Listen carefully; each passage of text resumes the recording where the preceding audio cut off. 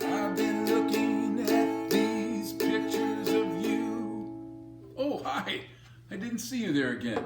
It's Mr. John for Sonoma County Library, and this week's Take and Make project is a foam picture frame. It's simply going to be a foam picture frame, some stickers to decorate it with, and then we're going to take some two-sided tape, add a magnet so that we can hang it on our refrigerator or some other metal object.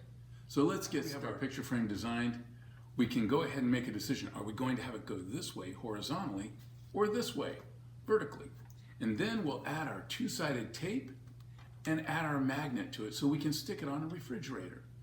I'll show you how I'm going to do mine in just a moment. I decided to do mine vertically, and so I've put the tape and the magnet at the top of the frame like this, so that when I turn it around, I'll have my picture going up and down like this. Since I finished my picture frame and added my magnet, I now added a picture, one of my favorite pictures from this summer, which is of my new puppy and my cat sitting together. Anyhow, you can choose whatever picture you'd like, add it to your picture frame, and hang it someplace like a refrigerator or some other metal surface.